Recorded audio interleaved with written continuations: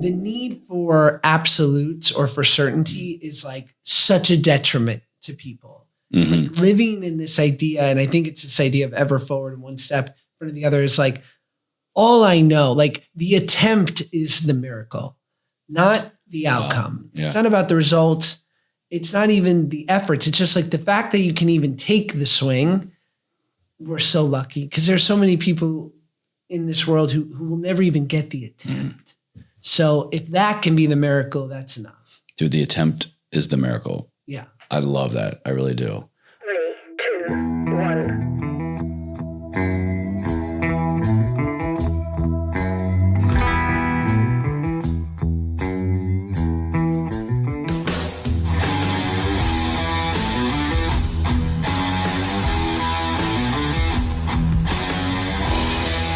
What's up? I'm Josh Peck on Ever Forward Radio. Today we talk about my life, my new book, Happy People Are Annoying, where I talk about growing up in the public eye, losing 100 pounds, getting sober, creating a social media business, and all the things, how to have a good life as a result of good living. It's a good chat. And then we talk way too much about sour candy. So strap in. Well, dude, Josh, welcome to the show. Thank you. Pleasure to have you here. And my wife would kill me if I didn't first and foremost say, hi, I'm May. I love you. So shout out May. I wanted to just say you got one of the biggest fans from my other half. That's your wife's name? May, yeah. M-A-E? M-A-Y. M-A-Y. Yeah. Do you have an M-A-E? My grandmother. Oh, no way. She was May. Okay. I love that name. Well, there we go. How nice. Better. Shout out May, M-A-E, M-A-Y, all Mays. I'm down April, with. May, June, everybody in the house. I love that. That's so dope. And she's Persian too. So it's funny whenever she goes by her middle name, her first name is Mastane. And so whenever I say my wife, May, I'm just, a white guy, Caucasian guy from Virginia. So everybody kind of assumes, oh yeah, May, you got a Southern Belle wife. Like, sure. No, not so much. Not so like much. They're like, she's a spicy meatball. Oh, like May Lynn. And you're like, no. Yeah. Like Tammy May. Right. It's sort of a different, so technically you could call her May June. Look at you. All Come right. on. Salam. You know what I mean? Amazing. Dude, you just missed. Were you celebrating Nowruz at all this weekend? Persian New Year? I was not, but I grew up, I moved to LA when I was 14. And so I feel that sort of, and especially where I first moved to, which was Beverly Hills, because when my mom and I moved to LA, we had no idea where to go. And she's like, I heard Beverly Hills is good. Yeah, that's kind of nice. And there's there is a hierarchy of Beverly Hills, right? Like the place that we've grown to know from TV, Rodeo Drive, and $10 million homes. But there are also 2-bedroom apartments for $2,000 a month, sort of on the outskirts. But you still get that zip code-ish. You can be close enough. Yeah. Yeah, we were 90212. Oh, you know what I'm saying? Pretty close. Not bad, man. So, and there was this thriving, beautiful Persian community that I'm not sure I had much experience with in New York. And so instantly I was like, I'm down for this. Amazing. These are my peeps. Dude, they're beautiful people. I love the Persian community, plus the food. Tadik? Oh, exactly. What? The original crispy rice. Exactly. Damn. Kidding me? Oh my gosh, she is gonna freak her shit now. Much respect to her. All right, man, I got something funny that came up in preparation for this interview. I was getting to know you more on social, and you're just such a fun presence on there. And I guess your manager saw, and I thought. Turns out I was getting catfished by someone posing to be your manager. An online manager? Someone else hit me up about that today. People are freaks. And now I went on and that user account can't even be found. But it was the weirdest request. It was, I don't know what the whole ask was going to be, but I'll show you. She was asking me to submit to you a written note. And she was like, notes are always creepy. Exactly. I was like, where's this going to go? And then she went on to be like, you should be so honored that we selected you for this. Josh would really love to have a hand something. And I was like, immediately no. And I was at first, is this, a timeshare? Exactly. Hilton already got me for that. They got me for that. At first I didn't really know what was going on. I was like, oh yeah, I'm looking forward to having him on the show on Tuesday. And she had no idea what I was talking about. So then I knew. Good. I'm glad. Yeah. And now the account's gone. Yeah. And you were like, and yes, I Venmo'd her $2,000. But other than that, I was on to her. So that's my Josh Peck catfish story. It ended pretty quickly. You know what? And it's funny because you always hear, not saying you did, but I have always heard people who have been a little bit, catfished, right? And or just taken on, you get a phone call and you're like, maybe my car's warranty is up. I think I need to. I don't even have a car, but it seems legit. Yeah. This random number in Oklahoma City, I better wire them $2,000 immediately. And, but recently somebody got me Got you. Yeah, they called me and it just was it was just really well done. And I'm starting to give the beginning of information. And then I started asking them questions and they just couldn't, they couldn't keep it up. And I'm like, oh, thank God I've intervened. But I certainly gave them enough to begin to completely hack my life. Wow. So that's why you're moving, right? That's why I'm moving and good luck finding me. I'm off the grid. Well, on kind of a serious note, I want to shift gears into really kind of the premise of the show, or at least the origin for Ever Forward Radio. I was sharing with you before, back in DC, I was a health coach just getting this podcast up and running. And so a lot of the content here is about how do we live our best life, through diet, nutrition, physical activity, relationships, wellness. And I read in the book, and actually I heard you say on the Morning Toast recently, this phrase that I just know anybody who is currently going through or has gone through a physical transformation, whether that's gaining weight, losing weight, body composition shift, whatever. And I'm paraphrasing here, I'm sure you can correct me. My mind stayed the same, but my body was just radically different. And that is something that I think a lot of people don't realize or the realization you're not going to have happen, or you don't realize that's going to be a realization. Can you walk us through it? Because you went through over 100 pounds of weight loss. Right. But then you said I had this new body, but the same mind. And so therefore your life didn't change as much maybe as you had hoped. What was that realization like for you? I think, when you're overweight or you're just a bigger person, it can be the manifestation of a lot of different things, good and bad. The good thing can be that you're just a person who likes to live and enjoys eating and cooking, and having a little bit of extra weight on you, or maybe a lot of extra weight, doesn't affect your self-worth. You're not insecure. You're totally able to just live your life comfortably while also enjoying delicious things. And I am in awe of that. I remember growing up as a kid, while I was busy putting on a turtleneck to get in the pool, I'd see a kid who kind of had a belly or whatever, or wasn't perfectly thin the way it seemed most kids were at that age. And they would just whip their shirt off and jump in the pool. And I was I wasn't jealous of this kid. I was this kid's a superhero. How can they not be worried about what everyone else thinks? For me, being overweight was a manifestation of some difficult things that were going on, that I was deeply uncomfortable and insecure, and probably started eating at that age to numb some feelings because I lacked the tools that I would find later on in life. So I was just 13 and pretty powerless. And so I sort of developed these defense mechanisms to sort of keep the world at bay. And it worked. And that kid, chubby Josh, had to be so much stronger than I have to be now. So inevitably, when I did start to lose weight, because I was sort of the latter of the manifestations, it wasn't I lost weight for my health and now everything's great, I've arrived. Instead, it was, I did lose the weight, but I'm still me. And now I've sort of removed that medicine or that solution that had been working for me for so long. And I didn't have any tools to really deal with that, which is why I sort of doubled down in what becomes the next chapter of the book.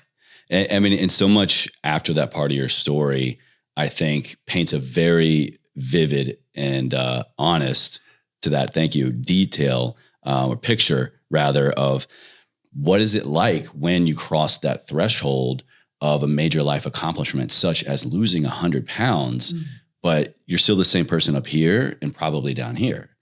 And so then what do? You go down the rabbit hole, a dark rabbit hole of a lot of other things that are going to maybe be the quick fixes, such as shady apartments in the valley, interesting recreational use. Just, as much as you want to share there, again, there's a lot in the book. I think it's such an important next step of where people might struggle after this part of their wellness journey that, you have clearly come on the other side of now. Oh yeah. I became a cliche quick. I was a young actor with money and I didn't have, mean, not a lot of money, but enough to like support what quickly became like a pretty regular habit. And when, you know, I lost a bunch of weight and I discovered sort of drugs and alcohol, I was like, oh, this is so much more efficacious with so few calories. Like this is a very obvious trade here. This is good business. And so, you know, for the next 4 years, I spent it on sort of this vision quest of, you know, pretty much setting my life on fire unintentionally. And, you know, I wasn't a monster. I was just like a bummer. And I quickly sort of devolved into this guy who was more about sort of staying numb. You know, my whole life became numb and run. And I was disappointing people in my life. I was becoming unreliable.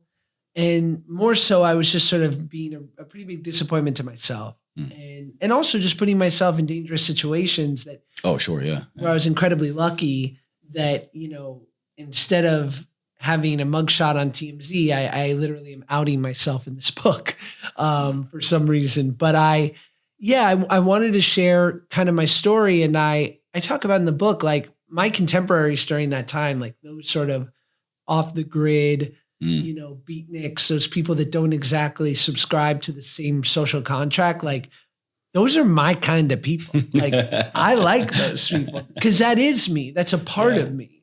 And suddenly it felt so good as someone who cared for so many years, especially during my adolescence, about what you thought and will I be okay? And I got to be professional because I can't lose this opportunity, because if I don't have it, then I won't be able to take care of me and my mom. Finally, for the first time in my life, I was like, oh, the gloves are off. Like, and at 19, 20, 21, I was like, I didn't want to be cool. I just thought I was being typical. This is what, you know, stupid kids do at this age. Kind of like it's my free pass because I'm only X amount of years old, or I'm in this category. I'm making up for lost time. You know, and it certainly, I took it as long and far as I could. But you took it a step further, which I really appreciated in your explanation of these scenarios, using, you know, surnames, fake names, whatever. You describe this group of people that I think is a really important point, because you could have just shared your story and you could have just talked about, maybe I was with the wrong crowd for a certain period, but you actually highlighted like, no, this guy was an attorney. This girl was an actress. You made a point to share, like, these are real people. And they're not here because they have a drug use problem or a substance abuse problem or even addiction, but they have life problems. They have poor emotional mental health, or they don't have any other outlets. Why did you make such a point to highlight that? And do you still kind of feel that way about people don't just turn to drug use? They have these emotional mental health disparities first.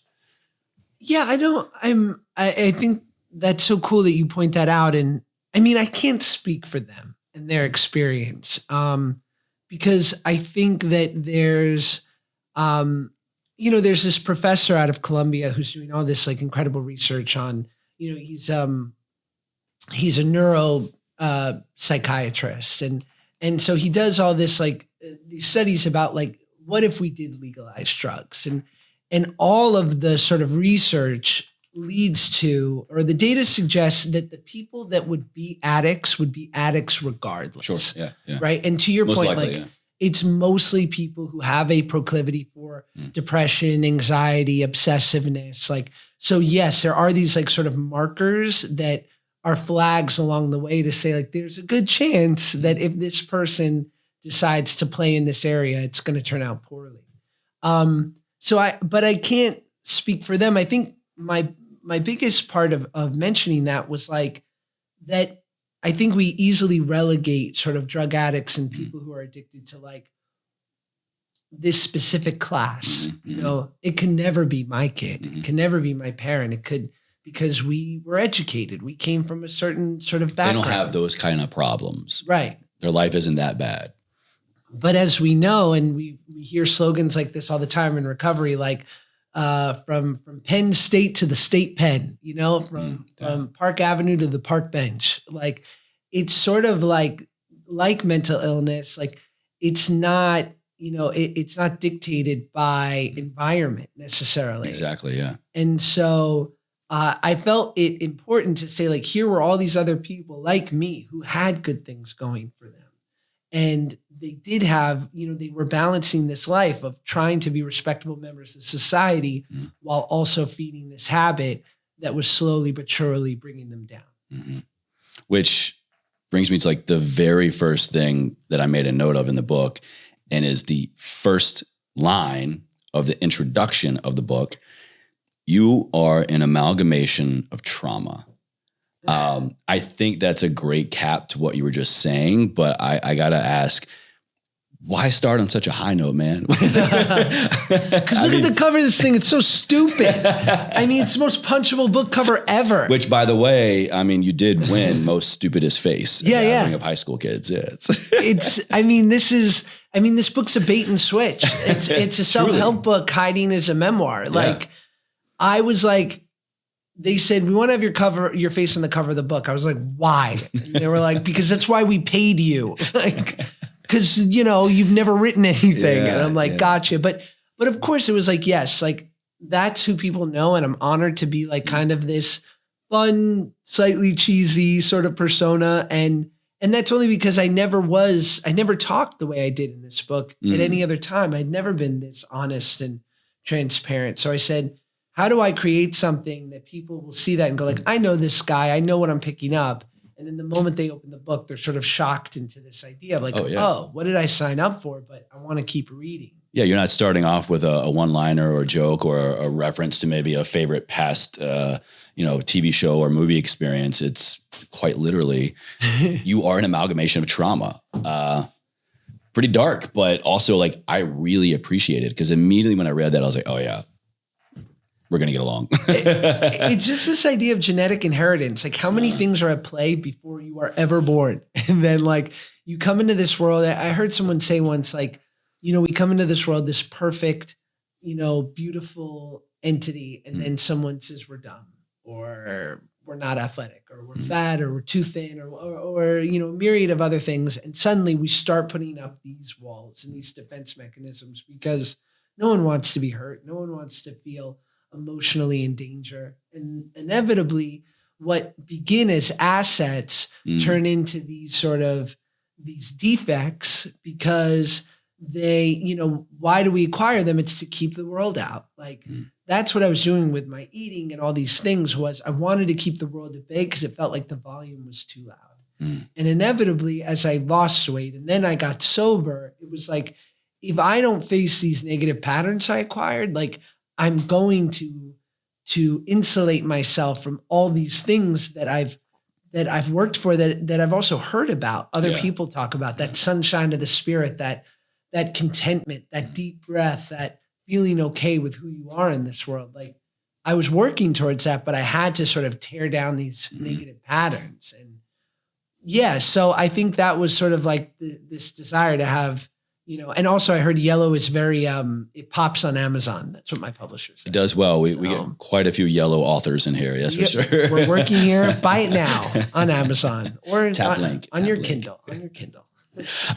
But you know what? To kind of keep going a little bit more on this, sure. If you don't mind, please, is something that caught my attention. You just said a few moments ago about this person that people knew me as. Was that a realization you had when you were kind of going through the work of, all right, I've lost the weight, or I'm getting clean from drugs and I'm doing all this internal stuff that you were just sharing? Was that a major contributing factor to the work? Was I need to start being Josh. Like I need to start either being me for the first time or figuring out who Josh is while simultaneously separating that Josh from the public Josh. What was that process like for you? I think it's a great question. And I think it's a work in progress throughout my life. Like, I think we're all aspiring to be Bill Murray. Like he's the GOAT, give 0 Fs. But inevitably, I mean, it has been a slow shedding process. I found more so than not, most of my life, growth happens by letting go of, not adding on. Because I used to just think that I just need to acquire more skills and become more attractive and more erudite and more capable. And once I'm like this incredible, just like walking icon, then and only then will I find acceptance. And, my wife, it's been like a running thing with her for 10 years. She's always said, like, be yourself, be yourself. And it sounds like a little reductive or overly simple, but it's like, right. Like, don't, forward energy. I'm guilty of that a lot. Like, put your shoulders back, take a deep breath and be okay. And just like present who you are as a person of value and a worthy person who's like flawed and trying their best. And can that be enough? And it took me a really, really long time. And I easily forget it sometimes. The ego also has incredible recuperative powers. Yeah, tends to do that a little bit. Yeah. So I'm constantly having to remind myself of, like, whether it's an audition or even something like this, like, you're enough, 1,000 or what. I love this phrase of, like, your character is your fate, so a good life is a result of good living. Like, I like that. Yeah. Yeah. So I have to remind myself of that, because I love to, like, lean forward and be like, you want to dance? Like, what can I do? Like, I can do flips. You want to flip? I got jokes. Yeah, I got jokes. I got it all. Because that worked for you in the past. And it worked for a long time. And you don't discredit it, right? Like, this guy right there, that's part of me. Certainly. It's just not all of me. I want to give a shout out real quick to your partner. It sounds like she really helped you be you, or maybe at least just allowed the container for that Josh to finally show up and stay there, and they continue to be on your path. I think that's a great sign of a great partner. I can definitely say the same for May, M-A-Y. For the first time in a long time, whether by myself or in other relationships, she allowed this container while also calling me out into this container to, like, that's not you, be you kind of thing. And I think it's a unique aspect in a good, healthy partnership that they can first recognize that, but then also, like, keep that space for you and be there for you along the way. Did you recognize that in her right away? And what role did your partnership, your relationship with your girlfriend, fiance, wife play into this journey of the Josh we have here before us today? Well, I'll say, like, you talking about your lovely wife, like, don't you find, you meet someone and they're like, I go to Pilates at 7 a.m. and then, like, I eat a smoothie and I break my day down into 1 hour chunks and I'm absolutely killing it. And they always have, like, gym clothes that match. And they and really they're just like a walking picture of health. And you're like, oh, are you with anyone? And they're like, no, haven't been in a relationship in 5 years. Now, I'm not judging that. If that's your choice, like, no pressure to be in a relationship. But sometimes I feel like that's a harbinger of, like, this person's a monster. Yeah, why? There's no room for anybody else, maybe. Yeah, like, there's no room for anybody else. Or I knew guys in recovery when I got sober who would have a lot of time sober, like 20, 30 years.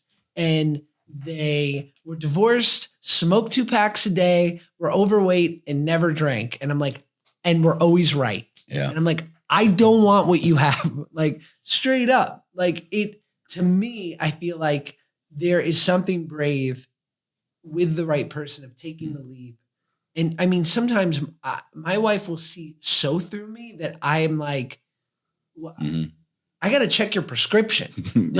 How are you seeing all the way through my BS? And it'll be so frustrating to be that seen and yet know that on some base level, she's right when she's saying, like, cut it out, like, stop with that.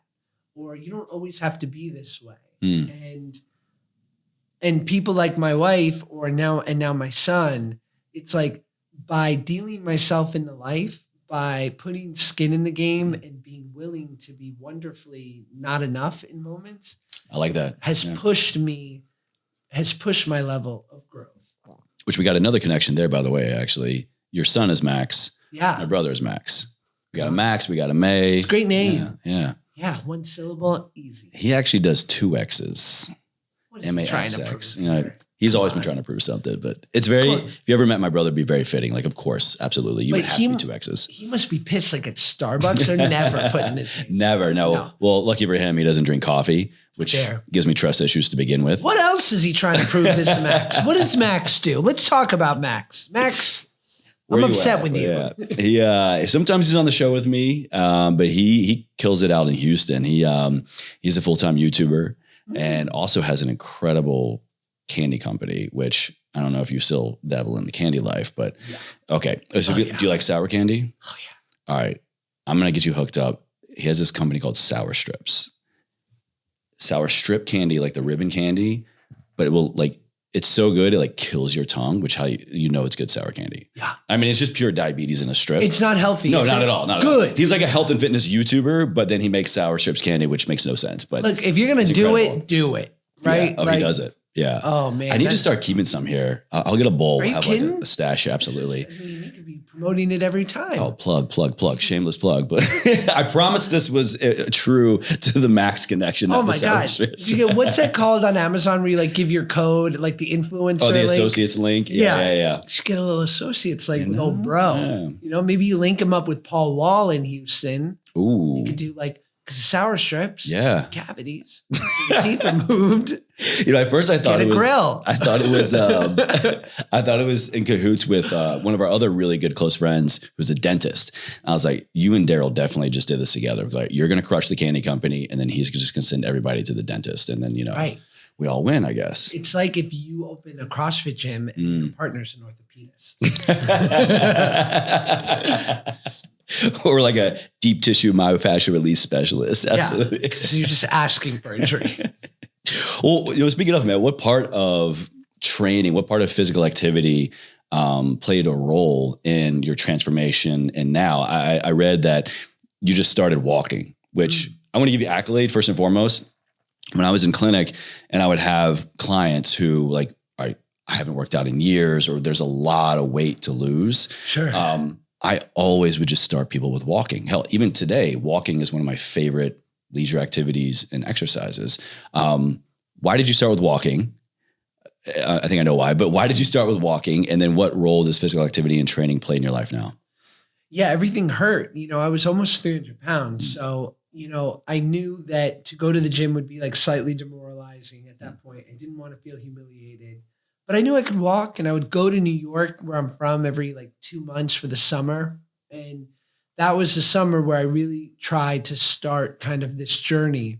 And I would just walk the streets of New York and put my headphones in and just like dream of what my life was going to be. And I love that. The physical and the emotional working together right there. Absolutely. Yeah. And then slowly but surely I like took off like 60 pounds, and then shout out to my first trainer, Ronaldo, who lived in my building in North Hollywood where I grew up. And he would take me to the gym and would say, okay, we're going to start with a push-up. And I was like, that's cute. I can't do those. Who? I've never been able to. He's like, okay, well, we're going to do them from your knees first. And I was like, I can't do it from my knees. And he was like, okay, well, then I'm going to take a towel and wrap it around your waist, and I'm going to give you extra leverage. And you're just going to push up as much as you can. And I was a guy with a towel wrapped around his waist and a Ronaldo pulling me up on my knees at the gym. And it was humiliating, but you know what? It turned into 1 push-up and then 10. And then we took the towel away. And then I did it from not my knees. And eventually it was like, and I had to do that with every single, movement, being pull-ups and then eventually more compound movements with, some power lifts and whatnot. But, now I've gotten to this place where I'm like so proud that at 35, like a lot of guys can't do pull-ups and whatnot. And so I keep it very like David Goggins-esque because I'm just such a fan. It's like when I get into the gym, it's like really all I need is like a pull-up bar and a jump rope, and I can probably do something the bare minimal all body. Yeah. I mean, I love a good, cables or like whatever. Oh, the machines are fun. Absolutely. Yeah. They can be, but or like boxing. You still kind of keep it simple? I try to. And especially in COVID, you realize that like you could have 3 or 4 pieces of equipment at home and get a pretty good workout if you're willing to put the work in. Get a little creative. Yeah. And I love kettlebells and whatnot, but I try to move, more days than I don't, 5 or 6 days a week in some respect. There you go. And even if it's just like a light hike or something, and I could, and then there have been moments where I've really sort of turned it up and felt like, wow, like I wish I could walk around like this all the time. And then I eat, your brother's sour candy. I black out and it's all over. It tends to happen. But speaking of like imprints that are made, I loved how you were already aware, or maybe after the fact you were aware of what I'm doing and what I'm feeling, or what I want to feel, the person I want to become. I think those are very important. And our thoughts and emotions in our life, the imprints they make on us are very important. And they happen whether we realize it or not. And this really hit for a different reason. I'll share with you the story about my father. You said that what kind of imprinting happens when the first person who is supposed to love you leaves? I mean, so there's a different kind of physical and emotional imprint. The physicality of, well, he left, but you never even met him. And then just this idea of, well, he's this father figure that's supposed to love me. So that immediately went away as well. When did you really start processing what that imprint did to you, how it made you feel, or rather maybe a hole that it left? My words, not yours. I think that, if when you're an only child, or when you have a single parent, you're an only child, and you have sort of an absentee parent, mother or father, if like they, wrangled up all of us and put us on an island and only showed us movies and TV shows with single parents, like if only your reference was what you're living, then you wouldn't feel that. True. To your point, right? Yeah. Like maybe on some like deep primordial level, but I think like totally emotionally, you would just be like, yeah, I'm basing this off of my normal, which is everyone else looks and feels like me. Mm-hmm. But that wasn't the case. So even though the fact that I didn't meet him, I always say like throughout my life, I never was resentful at him. I was resentful at God for like that for me to have a dad would just be too normal for the Pecks. Like daddy issues. No. I've got God issues. I'm going straight to the top. Yeah. Because I was like a chubby kid with a single mom who was into musical theater at 11. I was like, and of course I don't have a dad. Like that would be far too normal. Like, or like my mom is terrified of flying. So we used to like drive cross country or like take the train. Yeah. And I'm like, because Delta would be too normal for the Pecks. Like, of course we're here at this like cracked out truck stop at like 10 o'clock at night. This sucks. So, I never thought I had issues. And then eventually I was like, you know what? Growing up as a kid, it was painful that, there were all these events where dads were present and I didn't have that, but enough already. Like I'm done with that. And I just kind of pushed it away, but never dealt with it. So it began like, I say in the book, it becomes like a poorly put out fire, right? Like there's a good chance it won't set your tent on fire, or it might set the whole forest ablaze. And but so it'll cause some damage. Well, it's just like, it was like bad, it was like bad gasoline for your engine. Like your car will run, but it erodes you. And so inevitably when my dad passed away, I was like, oh, I have to now face this. Like I couldn't believe that I had to mourn this guy that I never even met. Yeah. How could you? How did you? Well, I think up until that point, by then I was 25, right? So I like lost all this weight. I'd become like a young man, sober. I'm like, oh, like I did all this without him. And he was also older. He was like in his 80s, right? You guys had quite the age gap. Yeah. Yeah. He was an older cat. So I'm like, well, I know what he gets if I go and find him. And he gets like this pretty respectable kid who doesn't need anything from him. But what do I get? Like, we ain't playing catch. Yeah. So why? Yeah. And then when he passed away, it was like, oh, and it felt like my little ace up my sleeve, like this like power that I had of knowing like, oh, I could like throw this emotional grenade on his life whenever I want. Wow. Was taken away from me. So I went and I found my siblings, his kids from his other sort of family on Facebook. And I wound up seeing all these beautiful tributes to their dad, my dad. And it was this like, completely other version. Yeah. Yeah. Like, and he was like everything I'd wanted him to be for me, for them. And it was pictures of weddings and bar mitzvahs and throughout their life. And then eventually when he passed away, like these loving tributes to this guy. So suddenly I realized that like, oh, what I wanted him to be for me, he was for them. And I couldn't be the arbiter of the ultimate right. Wow. It's really big. it was right for me. And then when I had my son and I'm like getting off on these mundane tasks of like getting him an antibiotic for his ear infection at 9 months or whatever. All right, got some amoxicillin coming in. Dude, turns out he's allergic. That was the whole thing. Oh no. I know. Damn. I know. It was intense. My wife and I were like, what are these spots? Wow, shit. I know. I went off on a tangent there, but I'm very emotional. But yeah, there were like all these moments and I started to feel bad for him because I just was like, wow, he missed all this. And I don't know. I don't know if he got off scot-free. I imagine I probably was somewhere, unless he was like a total sociopath, which it doesn't seem he was. I think he probably thought about me throughout his life. And I know the pain I would have knowing I had a kid out there. Wow. Yeah. I mean, but you went through so much in your life. So many things. I mean, I could go down so many tangents of just the incredible relationship and respect you had with and for your mom. Yeah. Just the life that you all lived and the perseverance and the resiliency. You did so much that I think a lot of people maybe can relate to of just someone in that same or similar scenario of one mom, one dad, one whatever, and just hitting rock bottom time and time again, surviving that. But then you still had this like, no. I got this thing that I'm good at, or I feel I'm good at getting in front of people, getting in front of the camera.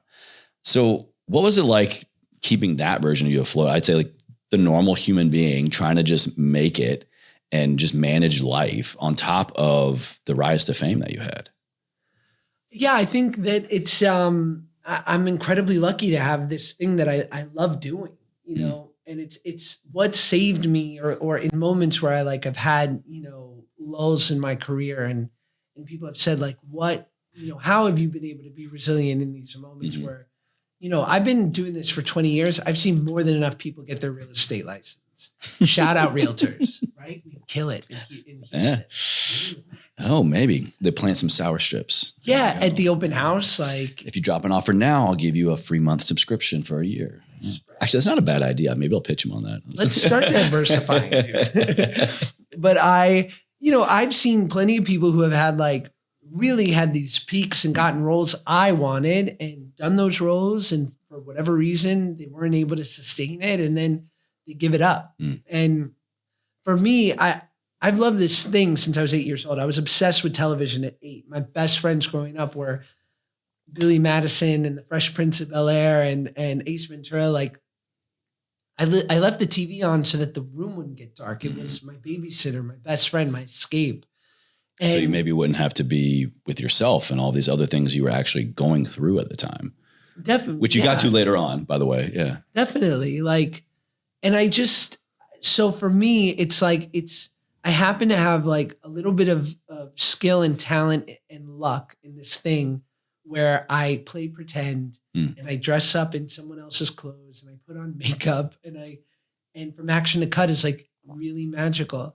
And all the byproducts of that, the billboards or the red carpets or the Soho House.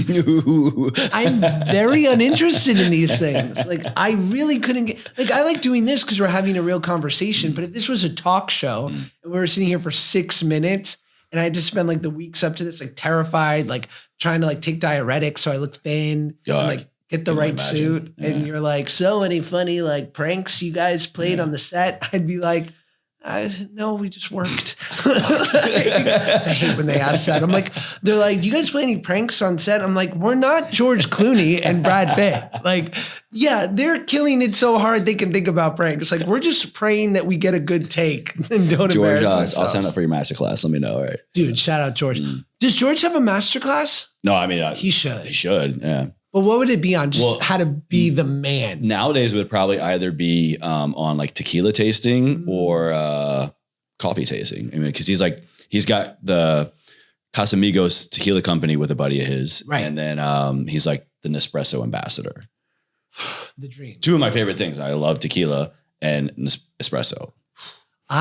Years ago, I'm such a big Clooney fan. I years ago saw him at a local sushi restaurant near where I lived. And he was eating there. And then as he left, I looked down, he's wearing dad jeans. I'm like, Clooney like sushi and dad jeans. Dude, legend. Kidding me? Legend. Light wash on the jeans. Third masterclass rendition. how to rock the good dad jeans. He's a perfect person. Well, dude, Josh, I could sit here so much longer with you, man. You're like, the second I started peeling into the pages, I was like, I can already hear and feel the conversation we're going to have, which is one of the things I look for and I appreciate most. I'm an avid reader, not just in preparation for the show, but in general. And it was like a pure joy to read. So like, again, want to like highlight your book here. I'm gonna have it linked for everybody down my Amazon Associates link, of course. Love that. Come on. And just, really being you. And to kind of tie into my final question here, speaking of resiliency and everything, I just want to wrap up your writing. It all kind of made sense for me when I read this portion about your relationship with Ryan Holiday. My favorite living author. All of his books have influenced my life tremendously, and like his recommendations. And I've even visited his bookstore down in Austin. And cool. And just it rang so true when the advice he gave you. You shared it in the book again, and like I can tell, like this has Ryan's kind of. That piece of advice was like Ryan's influence in the whole thing. So your vulnerability, your authenticity, your truth, your like vulgarness, your comedy, everything. Like I'm glad you took his advice of just like literally just fucking be you. Like you have to write your story. Then what you're not going to share potentially is going to not help somebody. Right. Which was huge. Yeah, I was so, I met Ryan over 15 years ago. He was an assistant at my manager's management firm. And 10 years later, I have a podcast called Male Models. It's about, good looking dudes. We get it. Hello. And what a hype man, this guy. I was interviewing, I was a big fan of Ryan's books, and I wanted to interview him. And so I write him on Instagram. He's like, do you know that we know each other? And I was like, oh, of course. Like I didn't remember, but of course. Yeah, I'm just making sure you know. Yeah.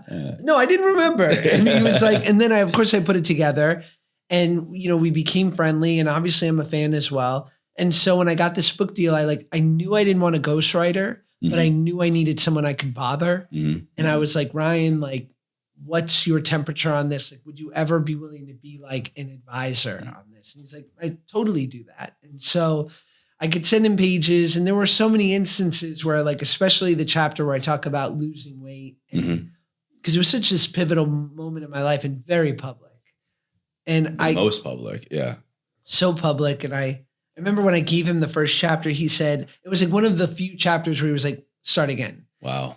And it was because I was using my defense mechanisms to obfuscate and still acting funny. In your writing a bit, maybe. Yeah, and to just kind of detract from the pain. And he's like, listen, you could succeed in writing the funniest book ever. He's like, don't worry, you won't. He's like, let me take that pressure off you right now. Yeah, but he's like, you could. Yeah. He's like, but if you don't get honest and raw with your experience and exactly how it felt at that time, no one's going to care. And he said, write this to the 16-year-old version of yourself that would cry reading it. And I was like, okay. And it was like input like that really helped shape this thing. And I just think the book would have been trash without him. Well, I would love to get your input on my thing. Yeah. And I always appreciate my guest's interpretation. To bring it back home to ever forward, to live a life ever forward, I say is, honestly, your story is an example of it, is to keep putting one foot in front of the other. Yeah. And then hopefully developing awareness enough along the way that you can pause, you can take note, you can reflect, you can learn. And even, shout out Ryan, to learn to take the obstacle as the way, let the impediment to action advance action. So ever forward, when you hear those two words, what does it mean to you? Well, I always like this idea of like, if you're walking through the shit, don't sit down.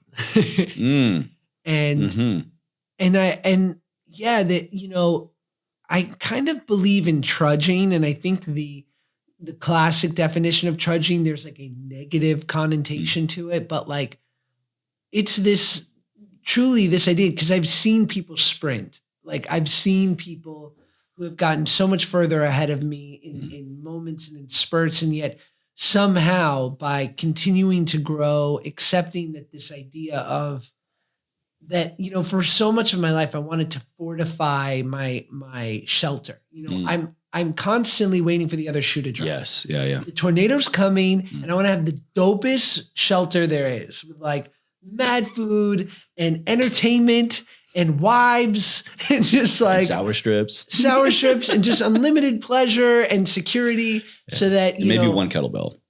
a kettlebell, perhaps maybe a Peloton and a tonal. You know, all the Or just Ronaldo. the home gyms. Ronaldo can come too.